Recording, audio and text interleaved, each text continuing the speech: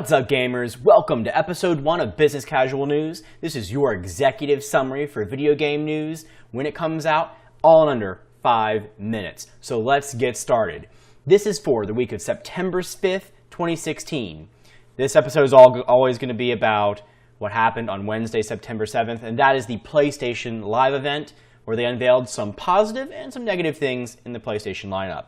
Let's start with number 1 here, the PS4 Slim. Not a big deal, not unexpected at all. We saw the PS4 Slim launching this month, September 2016, for $300. You know, I am really excited about this. This is a good iteration. It replaces the existing PlayStation 4. It's a good price. It's a good iteration. It's a lot smaller. It seems to run better, maybe a little bit quicker, maybe like the Xbox One S. But really, this is a really good move for Sony in my mind. I think it gives people a really nice, fresh iteration. People like Aaron who don't have a PlayStation 4 can come in and pick one up, and they get all the latest and greatest hardware. That's a good move. I really applaud Sony for that. What I don't applaud Sony for is the next piece. Ladies and gentlemen, you knew we were talking about the PS4 Neo. Now we know that to be the PlayStation 4 Pro.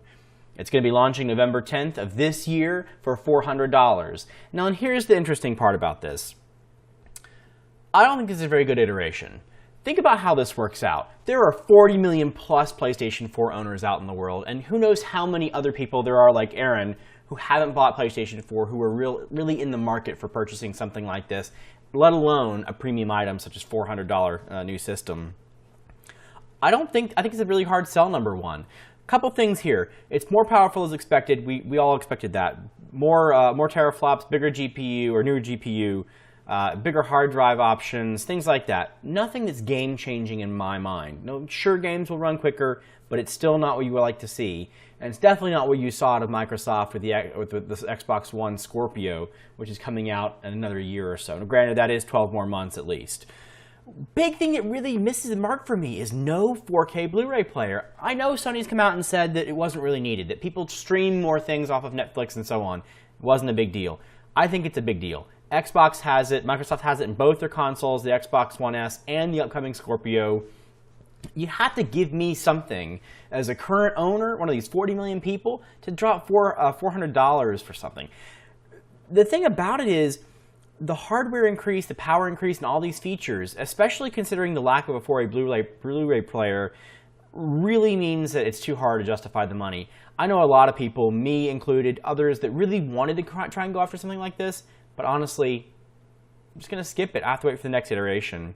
For Aaron, though, Aaron's really excited. Now, here's a guy, you know, he can spend the extra $100 in his mind to get something like this where he didn't have anything before.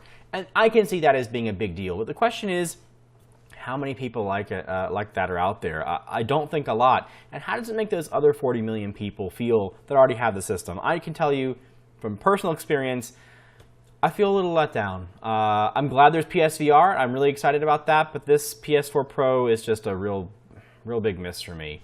I don't know. But, ladies and gentlemen, that will wrap up this episode of Business Casual News. I hope you enjoyed it. Hope you got your quick news in under 5 minutes, of course. Please stay tuned to us for more news. We only do these when we absolutely need to, when we think something absolutely interesting has come out or happened in the video game industry, and we need to be able to get it to you. We need to get it to you quickly, concisely, and so you don't have to spend a lot of time learning and catching up to what happens. You also get to hear our inputs for what that's worth, our opinions on things. So please take a look. I'll be doing more of these. Aaron will be doing more of these as they come out. Just take a look. We'll let you know. Please follow us on Twitter. Subscribe to us on YouTube. Watch the podcast. Listen to the podcast. Whatever you like. We love your continued support. Thank you very much, and we will see you next time. Thanks all.